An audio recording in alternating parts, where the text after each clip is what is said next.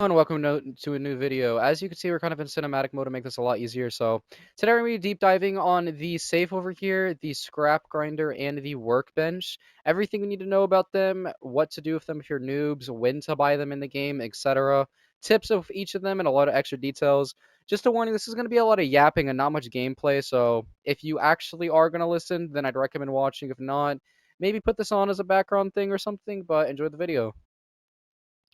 Normally, I don't talk about scrap grinder much, so let's go ahead and talk about this real quick. And if the scrap grinder, only use it after farming the basement. You're going to want to get a lot of resources, a lot of guns and stuff, and then put them in here. Once they scrap, it's going to use RNG to determine whether it's going to be components, wrenches, ore types, or money. It's going to give you one of the above that I just said. As you can see, you can do as many as you want. It's literally infinite use. The issue is it uses one per. And again, it's randomized. So this is also the fastest way to get the turret in the game at this current second. So if you want to farm turrets, this is literally the exact way to do it. Now, just a warning that doing this like this, where I'm just grabbing a bunch out of my safe and using it as scraps and stuff, it's a horrible idea. You just lose so much by doing this, it's never really worth it. Unless you get like 20 million wrenches or some crap, but don't ever do this.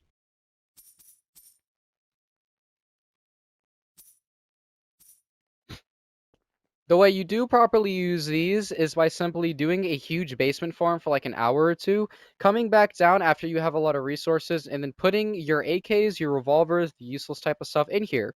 This is just going to create a bunch of extra stuff, so you have a bunch of extra wrenches, a bunch of extra components. Now I can run over here, and then now I can put everything away by just doing this, and then just putting this. And then after this, now I have a lot more stored. Now I can open my inventory, and as you're going to notice, I have coal and I have bronze that I can now use as side things. It is important to note that the flamethrower does not work on the scrap grinder, and the grenade launcher also does not work on the scrap grinder at all, so don't even bother using it. Its paint options, you could touch the top, which also impacts the middle.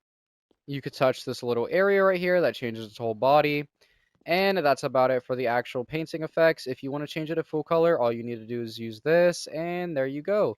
You could also do it manually, but this is one way to use the scrap grinder and how to properly know what it even does.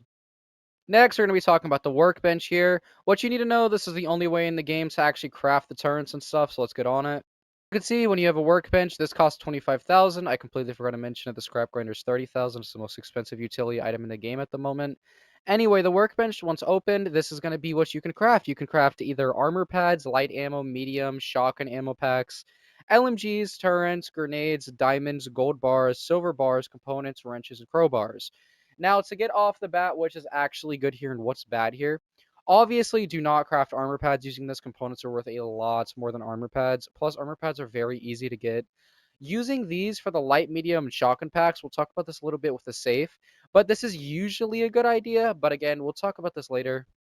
LMGs are just not worth crafting in any way, in my opinion. This is such a bad offer to me. Using 15 components to use the exact same amount as a turn is a horrible offer. So I would definitely not craft any LMGs. And for the most obvious reason why you'd get this is for the turret. The turret costs 4 LMGs, 15 components, and 10 wrenches. Now, what you need to know, it is the hardest thing to craft in the game just because of these requirements. So as you see, I got 30 wrenches here, 30 components, 8 LMGs, so we can craft up to 2 here. So it also costs 5,000. There's also a level limit, so just keep that in mind. Let's buy it twice. And there we go. Now we have 2 extra turrets in my inventory. I did not need more. I just decided to do this anyway. Grenades aren't really worth crafting, but I mean, they're not horrible if you have a shit ton of components to spare. Like, you know what? Go ahead if you do. Because at this point, you already have a lot of coal and you already have a lot of components if you spam use a scrap grinder often. That's the only reason grenades will be worth crafting at all, but I mean, overall, it's still a mid offer. Diamond, gold bar, silver bar are all worth crafting if you have the resources to do it. It doesn't seem like I really can, but obviously if you have them, go ahead. Mining isn't really worth it in this game to start with, so I don't really know why you'd have the resources, but don't like prioritize getting them just to craft them. It's not worth it. Next is components, wrenches, and crowbars. Now, one thing to note, and the most obvious thing to note, always craft the wrenches. Always. Now, for the components, this is just a super mid offer. It's just, this is, the components are really easy to get, honestly. It's not worth it. The reason I say always do it if you have the stuff is because Wrenches are worth a good amount in trading. It's also the most important thing when it comes to LMG and turret grinding. So definitely get a bunch of wrenches if possible. Put them in your safe. They are super important and decently hard to find. They're not the hardest things in the world, but I would craft them if you have extra bronze and silver ore to spare. Crowbar is worth literally nothing. Don't craft this. This is an absolute waste of time, resources, and everything. In fact, they should just delete this. As for its painting options, you could either touch this. That's going to customize that completely. You could either touch its outlines. This is going to end up painting all of it. And then off of this, we could also customize this right here. It's going to change the rest of the colors up. Now, if this is still not enough, you can also touch this a little bit. Obviously, it's a little bugged at the moment, so it's fine. If you just paint it all, this ends up happening. It ends up fixing this whole issue. So my advice, if you want to change the color of this as an example, let's say I want to do red and black or black and white. All I'm going to do is paint it all the way using the paint bucket. So let's go ahead and use this right now. Okay, now it's pure black. Let's paint it all black. Now I'm going to go ahead and switch back to white. Use my paintbrush, and now I'll be able to do this, and this perfectly fine. These stay black, and everything looks a lot better like this. So this is your other choice. What you could also do is just paint it pure black so it blends in with your base a lot more. Either works. I think this is a pretty cool change. I like this painting options for this a lot. So these are your options. Next is the most important item in the entire game, which is unironically the safe right here. Now, this is important no matter if you're an early, mid, or end game. Every single player has one.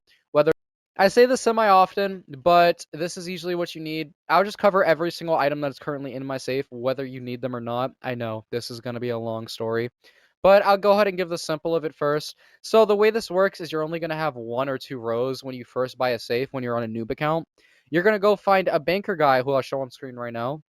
You have to buy extra space from him or press this sweet little button right here, extra slot, and you could buy an extra slot for 90 Robux so you have the discount, or even 100.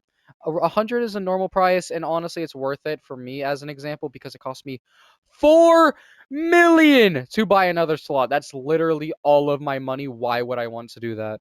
The most important items you're going to keep and always keep. First, just always start with your knife. Knife is going to be the most important in your entire inventory. It's useful no matter what part of the game you're on, what method you're using. It always carry a knife. You just need knife stored.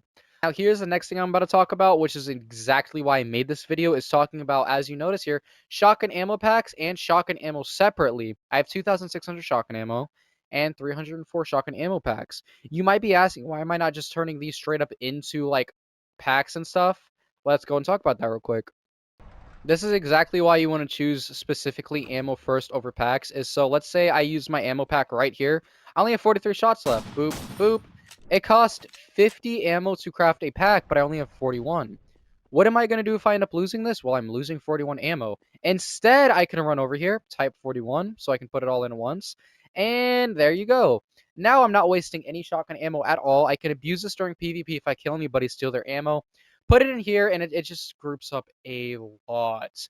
And as you can tell, if I take everything out, you can make a lot of packs over time. If I didn't do this, let's see how much packs I would end up losing.